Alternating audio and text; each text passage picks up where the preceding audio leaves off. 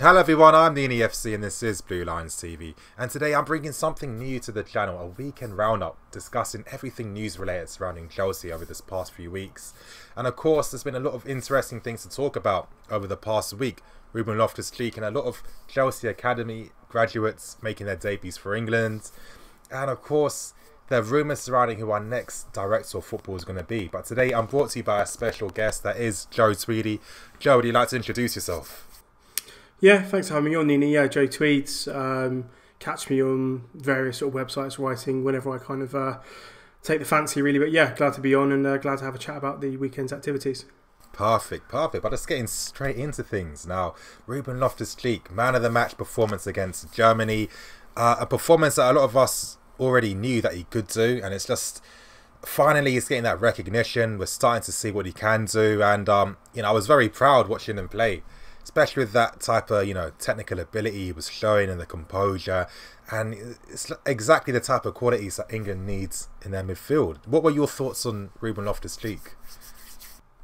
Yeah, I mean, I'm a very, very big fan of his. I think anyone who is following me on social media, I mean, I was sort of writing articles on him probably about 2013, 2015, that, kind of really sort of pushing his case as being sort of the next big thing at Chelsea. And I think what we're seeing now is with his first kind of real piece of consistent adult football this season, I think we're beginning to see what kind of player he potentially is going to become. Because, people will point to the fact he's 21. It's sort of, he's not super young, but in terms of his actual career, I think if you look at his career minutes, it probably adds up to around about 20 appearances in about 3.5 seasons, which really is absolutely nothing when you compare it to some of his peers. Someone like Leroy Sané's got maybe 80 appearances under his belt in terms of minutes. So for Ruben to come on against Germany, and again, he's not playing against bad players. I mean, he was playing against Gundogan and Mesut Ozil in midfield, so it wasn't like he was playing kind of the Faroe Islands or some very random nation. I think he was fantastic.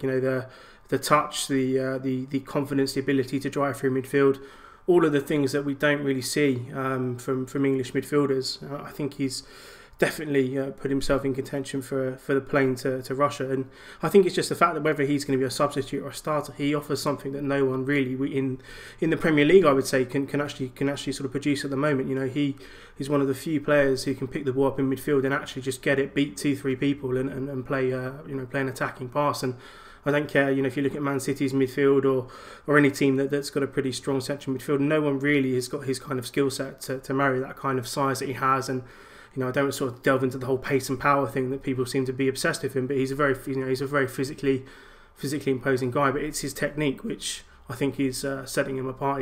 He's so clear when he has the ball at his feet, and I think we saw that particularly with the double nutmeg, particularly with the little pass over the top to Vardy, some of his just general footwork and ability to move the ball, and even some of his link play. There was a kind of phase in the second half. I think he made this sort of really kind of classy little outside the foot clip pass and sort of link play, and then ended up sort of putting someone in on goal. So he's kind of a different kind of midfield playmaker. But I think again, really for Ruben this season, first season he's been playing consistently, I think the sky's the limit for him. He can be as good as he wants to be, which I think is quite scary and also very positive for Chelsea and England. Exactly, I agree with everything that you've said. And really, what really impressed me about Ruben Loftus-Cheek against Germany as well was the fact that he's barely played any games. So really, you're just seeing his natural talent on show. Now, at first, I was a little bit nervous because I saw that Southgate did play him as a cam. And I know that for the England under-21s, he's been doing that quite a lot. But I was kind of thinking with Ruben, the reason why Chelsea fans have never seen the real Ruben Loftus-Cheek is because he's tasked with playing with his back to goal, playing as a cam in systems where we don't even get the best out of a number 10 anyway. I mean, if you look at the likes of Oscar, he could never do anything. He had to really make his name drop in deeper and allowing Fabregas to push forwards. Mata had to leave because of that as well. De Bruyne couldn't do anything and he had to leave. And of course, if you're making him play in an unfamiliar position, and I could tell it was unfamiliar because, when you play with your back to goal especially, a lot of times you're having people coming in from behind. Now, he is a very strong guy, but you need to learn how to use your body in the right moments, when to expect a challenge to come through. And it was like he could never really learn to expect when it was going to happen. I mean, it was very unfamiliar. and nothing was made easier for him. But again, in that game against England, with him dropping deeper, that's when you see the real Ruben Loftus-Cheek. And to be honest, I'm surprised why so many managers find it so hard to realise that's his best qualities, because he's not just a guy that can drive through midfield. That's what everyone cares about so much these days, driving through midfield and pace and power. But it's his ability on the ball. He can start attacks. He can keep possession. He never gives the ball away. Never gives the ball away. I mean, and if he does give the ball away, it's because he's really trying to do something with the ball. It's not just a lax bit of possession in midfield where he can seize the ball and instantly the other team are on attack. And now, whenever I watch him, particularly with these sort of three-man midfield setups that we've seen, whether it's a 3-5-2 or 4-3-3, I just think of Lampard. And I'm not saying in terms of similar players, but I mean the freedom that Lampard would have to play left, right, come a bit deeper, positionally, just to sort of get on the ball and find space. I think it was Ryan Giggs who actually said after the game that one of Loftus-Cheek's really interesting abilities is the fact that sometimes he just stands still in space. Give the ball to me. I want the ball. Give me the ball in space, instead of kind of constantly always being on the run or trying to run in behind and stuff like that. I thought that was a really, really interesting point. And again, actually, if you think back to someone like Lampard used to do it so much. He'd make a quick forward run, stop for 10 seconds, take the ball, and then he'd carry on play. But yeah, I mean that kind of positional freedom, whether it's something that he's afforded, over sort of maybe the next 2-3 years of his career. But I really see that kind of Lampard-esque position in that sort of three-man midfield as being where you want to play him, because towards the end of the game he was coming deep, just sort of playing the ball nicely, using the ball well, sort of dictating the tempo, keeping things going. But he's got the ability to almost play the game at his own speed. When he wants to burst forward, he can burst forward. When he wants to control it, he can control it. And yeah, it's not a massive amount of hyperbole for people that have watched him for a long period of time to know that he's got this ability to beat three players in midfield and find a pass, or just to control a game. So yeah, and again, it's all going to come with experience with him. Like we've both said, he's not played a lot of football for someone of his age, particularly when you compare him to someone like Dele Alli or others who have played a ton of minutes compared to him. But yeah, I think it's going to come with experience. But like I said, I think you hit it on the head there. What we saw against Germany was pretty much natural talent, because he's not really playing enough to kind of warrant that level of performance, which I felt was probably the most exciting thing about the whole display. Exactly, and that is the frustration surrounding his time at Chelsea, especially on top of that, the club have stopped him going up from loan a few times as well over the past 2 seasons. Now, of course, they only did that for squad depth. That was the only issue and reason why they kept him. It wasn't because they felt he could get in the team, because even then, even when players were underperforming, or games where we had won the game at half time, he still wasn't getting any substitution appearances. So again, Southgate did come out earlier today stating that he felt that Chelsea were holding him back, and that's the case. And really, I'm surprised that, not an inquest, that's too strong a word, but I'm surprised why no one really pushes Chelsea on that, because the way that they use the youth at the club is very inefficient, and they really haven't used them to their best ability. And I don't know, it's a shame. But even then, in regards to Ruben Loftus-Cheek, I feel that times that, again, because he is so unique, people don't really understand him. Now, for example, when most people talk about him, a lot of times people like to start with a negative at first, and it's always about he can't do this and he can't do that. But I think there's two things. First of all, in football,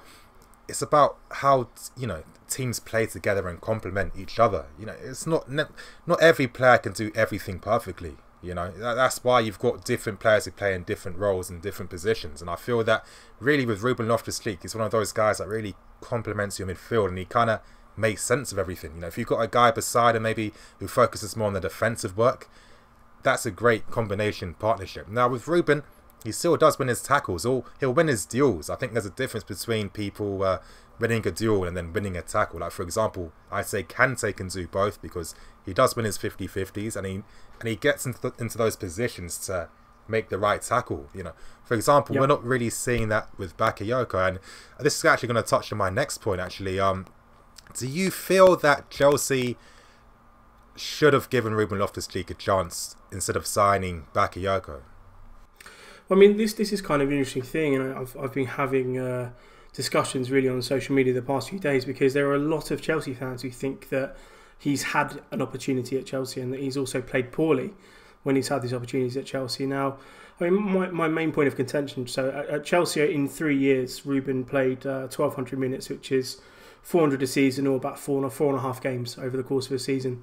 Those appearances typically came sort of 5-minute cameos, or he played 45 minutes, but we're talking kind of months apart in most cases. I don't know if you remember I think he played 45 minutes against Aston Villa under Mourinho, and I don't think he saw the pitch for about 4 months after that. So, there's this kind of perception from fans that young players have to be kind of like an 11 out of 10 every time they touch the pitch, every single second, every single moment. Yet the same criteria doesn't apply to some senior players. Now, if we're looking at this season, and it's a slight deviation from Ruben, but if you look at kind of our forwards, and I think Willian has been pretty dreadful. I think probably, he's probably, one of the worst underperformers we've had this season. And kind of Pedro, you don't know which Pedro is going to turn up from week to week.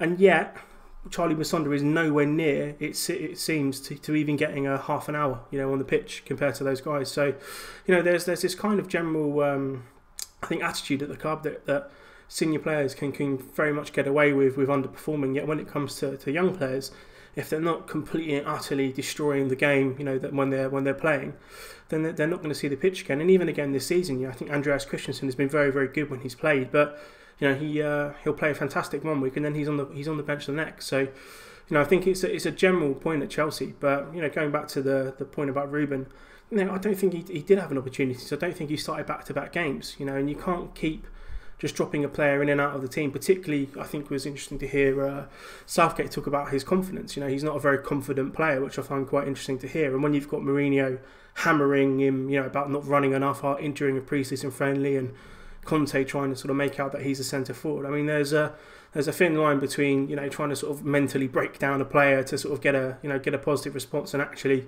realising that probably the player in Ruben's case probably needed an arm around the shoulder approach. So yeah, it's for me at least, I think he should have been playing a lot more. But then again, I think it comes to the point with after the first season, when you see that he's not playing, someone at the club has got to have the ability to step in and say, okay, he's not playing, send him out on loan, because I would love to see where he would be now if he'd have had maybe 2 years of experience under his belt. If he'd have had 50, 60, 70 games under his belt, rather than, I think someone said he's made like 12 appearances, senior appearances or something like that, starts, which is incredible just to see where he is. But hopefully Chelsea live and learn from that. But yeah, I mean, this kind of notional idea that he's had an opportunity at Chelsea is ridiculous. I think that the one thing that really irritates me is if you look back at that whole 2015-16 season, I think Fabregas and Matic were, just dropping ridiculously bad performances week after week after week, and yet he couldn't get 10 minutes, during the game. So, and looking back now, it's all right, looking at things through hindsight, but I don't think he would have done any worse than the pair of them.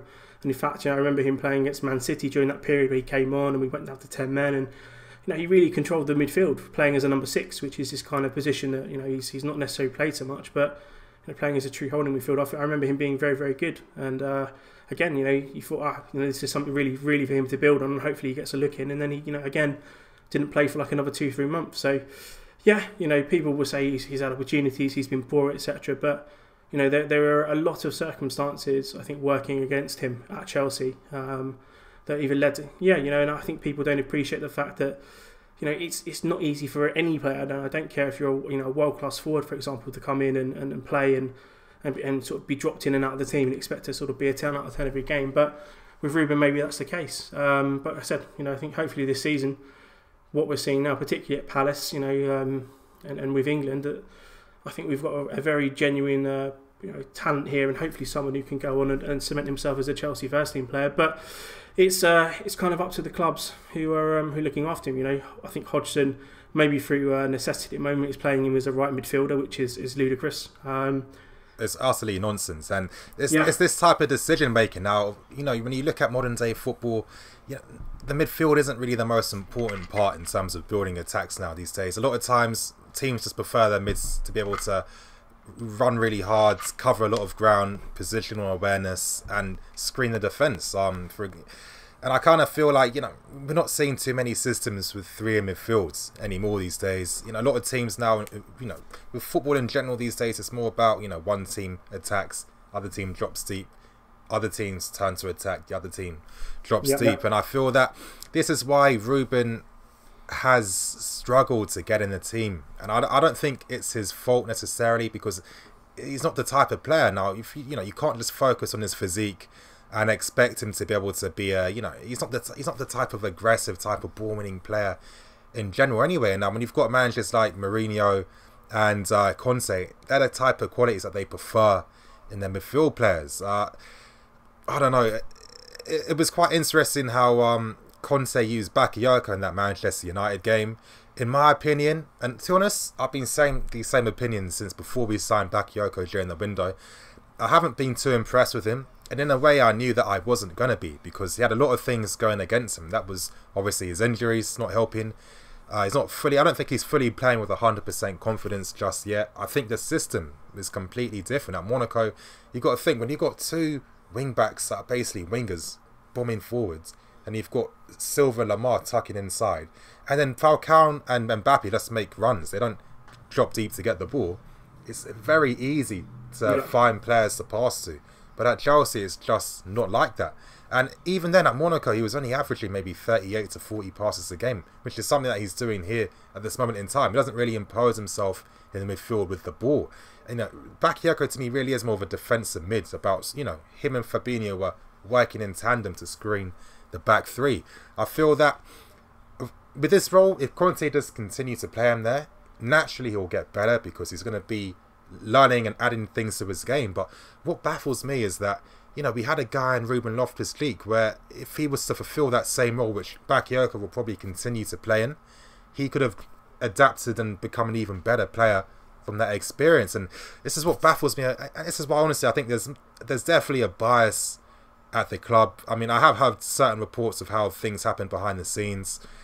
I know that some people really don't care about the youth at all in the club. Yet they're happy if one of them breaks through, like a Christensen, but they don't really make the effort, or they don't really care enough to introduce more people in the team who, are just as talented and could really push on in their careers. And I feel that Ruben Loftus-Cheek has been unfortunate in that regards, because of, maybe there's certain management and the tactics and some of the preferences they prefer from their midfield players. And I feel that, he was lucky in a way that he did that. Not lucky, but it was really great he did that double nutmeg, because that's how people remember him. And that's how you actually, unfortunately, moments like that, if people remember what you've done, then they'll, this guy's a good player. Him fulfilling his normal role, only football people understand how good he did. But then to the average person, they'll overlook that. Yeah, and I agree. And I think actually just picking on something you said a little bit earlier, which I found quite interesting, was that people often want to focus on the negatives. He's not this kind of otherworldly defensive midfielder out of possession. He needs to get better in positioning, and people will look at his stamina and stuff like that, and they seem to be the first things he looks at. But if we flip it on the head and we actually look at what his strengths are, no one in that Chelsea team can do what he does on the ball. And I'm talking about, Kante, I'm talking about Fabregas, I'm talking about Bakayoko.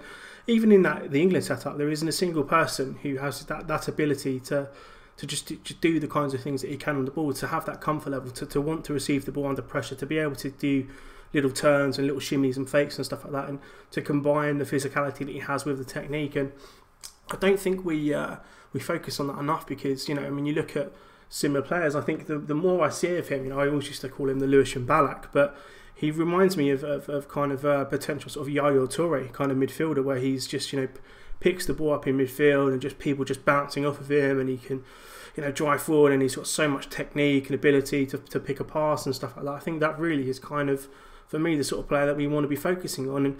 And do we really want to hammer him for not being as good as Kante without the ball, when I think the reality is that Kante's never going to be as good as Loftus-Cheek in the final third for however long he's going to play the game. He doesn't have that natural ability, that natural vision that Loftus-Cheek has.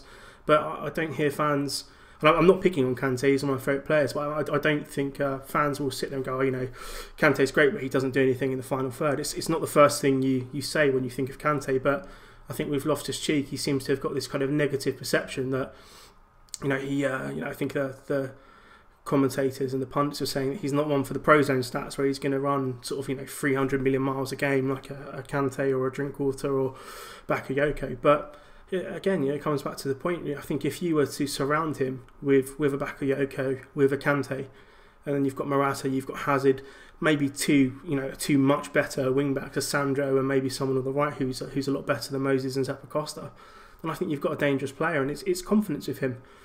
As I said, I think he can add goals to his game. I think he can add assists to his game. But it's and I think the other thing I want to mention here is that I hear a lot of people saying about what he can and can't do. This is a guy who hasn't, in terms of his actual footballing career, hasn't even really played half a season's worth of games yet. And people are saying that this is definitively what he is as a player. At this point in Harry Kane's career, he was on the bench at Leyton Orient after 20 games. We're talking about Harry Kane potentially going to Real Madrid, being one of the biggest strikers in world football. He was on the bench at Leyton Orient, couldn't get in Leyton Orient's team after 20 games, and yet Ruben's man of the match against Germany in sort of his 20th appearance, which is kind of, this is the sort of appreciation that people need to sort of have of his ability and where he is as a player, because give him 80 games, another 80 appearances, give him 100 appearances, and then judge him as a player. But I'm getting a bit not, I wouldn't say fed up, but it's exhausting to continually have to say, look, you can't just say this is what he is and this is what he isn't. He's 21, he's got 3, 4, maybe 5 years to figure out what he's going to be. So yeah, but I think it's really up to him where he wants to go. I think that the Yaya Toure comparison is great, the Ballack comparison is great. Maybe he becomes like a hybrid of the two. You never know, but it's something that we need to give him the space and the time to sort of figure out what he wants to be, and just not really hammer him for these kind of things that people want to hammer him for. He's never going to be Claude Makelele. I mean, that's one thing I will say, but it's not his game. It's not the worst thing in the world to say that he's not going to be that kind of player. So yeah, I mean, I would much rather focus on the positives, and I think the punditry and the comments and the plaudits he had after the game were pretty much spot on. So yeah. I mean, to be fair, I've always seen glimpses of what Ruben can do, and I've always made the point that when he's playing deeper, facing the goal, seeing the player in front of him, that's what you see what he can really do. Yeah. Because first of all, one thing I've always picked up about Ruben is his elegance on the ball. Now, for me, I always look at how easy and comfortable it is when a player receives the ball, what he does with it, because that's how you can really tell how good they are. And Ruben's just always oozed that top quality elegance and class with it. Even when he passes the ball, it's just smooth. It's always a smooth pass. When he's the anti-Zuma. Yeah, exactly. His feet so I can shift direction. Now, I did make this point that it's a bit like Kaka-esque in terms of when he drives with the ball and runs. He can, Kaka is like he could run at full speed forever, and it was just even when he's turning or moving, it's like you couldn't even notice the shifts. I think Ruben has that quality as well, but this is why I'm always stressing about systems and tactics, because that's what really brings out the best of a player and what they can really do. And I feel, really for Ruben, in my opinion, I think a 2-man mid would be good, but if he was in a 3-man midfield and he had width with wingers out wide and just one striker up front where he's able to get in the box more, then I feel that's how you can see a potentially world-class type of player. But it's the same thing with him and actually Pogba in a way. Pogba, we could see what he was doing at Juventus, obviously then going to Manchester United, the negative football that Mourinho plays.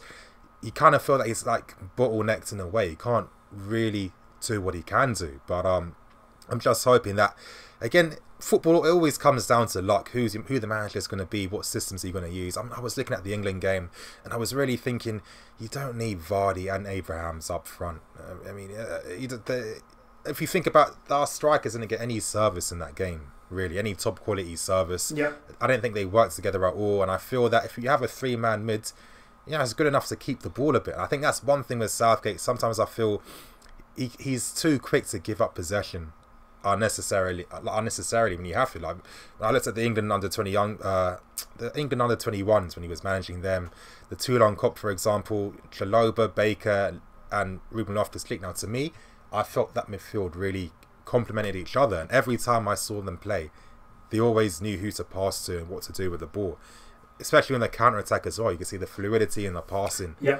And I really feel it's unlucky that Chalobah had that injury, because I think he would have been in this England setup as well, and it would have been interesting to see him playing behind Ruben, because I really feel sort of Jake Livermore. Exactly, because he's got his limitations. You could see, just from the slow turn of the ball, erratic passing, it was just literally running. And this is the thing that really annoys me with modern day football. People focus too much on running instead of like positions, Yes. No one cares. If you're in the right position, you don't have to run. But of course, when you're in, this is the thing though, on TV, you only see where the ball goes. Yeah. You don't see where they run. So in a way, you can understand why people don't pick up on those types of things. But I honestly feel that Chalobah in this team, he'll really help unlock the England midfield. I mean, really, this midfielder, Henderson, Barkley and the rest, is never, ever going to do anything. And one thing I'll give Southgate credit for is that he is using these young guys and he is planning for the future. And I actually think that Ruben is going to actually make it into the World Cup squads. I think he will as well. I think a good point you made about Henderson. This is what I said to someone the other day. They were questioning why Loftus-Cheek, given the amount of games he had, was called up to the England squad. And my point was saying, okay, so you need a bit of spark, you need a bit of inventiveness off the bench in Russia. Do you swap Jordan Henderson for Danny Drinkwater or another one of these England, or Jake Livermore or another England midfielder that passes sideways and backwards? I mean, for me, it's a no-brainer. And I think that the really frustrating thing, not knocking Jake Livermore. I mean, he's done really well to become an England player, but there's kind of an element of risk reward, particularly when you're playing in that sort of position he does in midfield, where he almost refused to play the slightly more difficult pass. And if you watch particularly Ruben's movement, he's very good at kind of finding pockets of space. He's like I said, it's kind of like a Lampard quality that you can probably see that actually a lot of Chelsea midfielders probably growing up watching Lampard very close in training and all the kind of analytics software they had would probably notice that this is a skill that him and Mason Mount and others have got the ability to find these little pockets of space. And I could see Livermore looking at him and thinking, the pass is between two German players, and bang, he just passed the ball back to Eric Dyer or passed the ball back to John Stones. And at times it felt like John Stones was the only player in that kind of back five who was allowed to pass the ball forwards.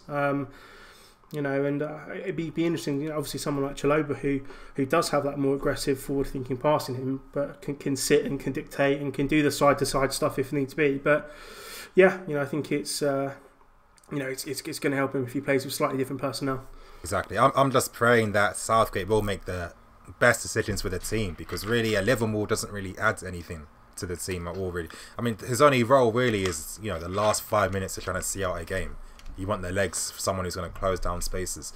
That's really what he's going to offer. I'm just praying that Southgate is going to see the light. He'll use that three-man midfield. He'll have Chalobah behind and have Ruben alongside a Henderson, for example, or a Lallana. That'll be the most complementary, midfield for England, in my opinion. But again, it's good that he's finally starting to get some type of recognition as well. And I just hope that Hodgson now isn't going to keep playing him on the right. I hope he's going to change that, because what really baffles me is anytime I see managers use Ruben out of position, later on as the game goes on, they always drop him deeper. They move him centrally. Yeah, it just really baffles me. It's like, why would you wait? Because there's only 90 minutes in football. Yeah. And I've always thought if you make certain wrong decisions, you're basically wasting your own time to get anything positive from the game. Why do that? I don't know. I just think that the qualities he has, I don't know. But again, I have to ask just quickly, do you really think deep down he might have a future at Chelsea? Because now I'm thinking with Conte, I mean, yeah, that three-man midfield, he'd have a role there. But then he's got Kante, got Bakayoko. I think that could potentially work. But again, this Conte basically had him for a whole season and was constantly playing him up front, out wide, as a cam.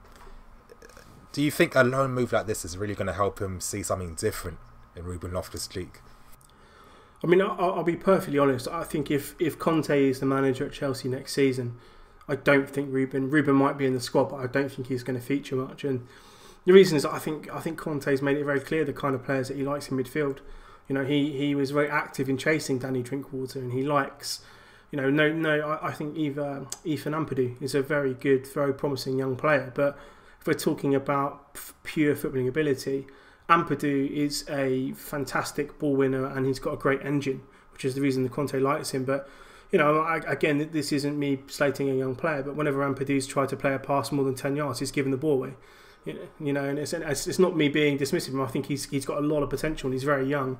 But, that's the kind of midfield profile that that Conte likes. You know, as you said, you know, I mean, playing Ruben as an actual right winger was just like insane, and also playing him as a centre forward. So I think if Conte's there, and I don't see him having a particularly bright future at Chelsea. I mean, if they do change the manager at the end of the season, there is obviously a lot of discussion about Conte potentially going back to Italy. If they brought a manager in who likes technical players, which I think maybe is a direction the club might head post Conte, if that does happen, then I think he does have a very bright future here. You know, I think the one thing with him, he's not. I think he's not the finished article, and I think this is something that, you know, I think where I wax lyrical about him all the time. I think people assume that I think he's kind of this complete footballer. There's plenty of stuff for him to work on, but given the amount of games he's played, you know, the things that he's sort of deemed not good at come with experience, and they come with playing regularly. You know, it's like knowing if I'm in midfield, if I stand 2 yards further to my left, I actually block off 2 passing lanes, versus if I stand where I am, actually they can play, you know, a pass to my left and to my right. It's these very, very small things that he'll pick up playing more regularly. But, you know, I think, I don't think under Conte he's going to have a huge future here. If Conte isn't the manager, I would be a lot more optimistic. Exactly. I mean that is the reality. You know, great point about Ethan as well. And I'll sound very cynical, but I definitely think the reason why Conte is using him is because he has been caught up by Wales, and he has played previous. You know, he's had experience playing men's football as well. And also, as I was saying earlier, and you touched upon it as well, the qualities Conte likes in his midfield: someone that can win the ball, keep in position. You know, a defensive run. That's what I mean. That's the reality. I mean, Ethan is one of the best youngsters I've ever seen at Chelsea. No, you know, nowhere near one of the best I've seen. But this is why it's unfortunate. And, you know, of course, I'm a football fan first, and it's like, you know, sometimes, you know, managers like this kind of like disappoint me in terms of, you know, how they view the game. You know, it's not about, you know, nothing's built, no attacks are built for the midfield anymore these days. It's always about, you know, counter-attacks and exploiting when the team's out of position, and I don't know, it's frustrating. But to be fair, this would be a different video for the future, but honestly I don't see Conte staying for another season. I think this is going to be his last one. I mean, there have been reports, I mean, I was told that Laurent Blanc is actually a guy we're looking at in the future. Now, of course, Laurent Blanc, the only issue with him is that, you know, he's just kind of weak in terms of he can't run a dressing room. At the same time, Chelsea, do we have that type of character really when he had the likes of Zlatan and Ori at the club? I don't think so. But was one benefit to him was Rabiot. Now, when I look at certain players like, you know, Savic from Lazio, Rabiot, you know, Ruben fits that exact mold. You know, when Chelsea Twitter, for example, are, you know, waxing lyrical about these types of players, you know, Ruben plays in that exact same type of mold. And when you look at Rabiot, when I first saw him, you could definitely see that he was raw and he was young. But with the game time he's had now, you know, he's become a first team member, part of the France team, and he's really grown and developed as a player. And I feel if Laurent Blanc potentially was to be the next manager, playing his fluid 4-3-3 system, then I think that Ruben really has a chance to really prosper.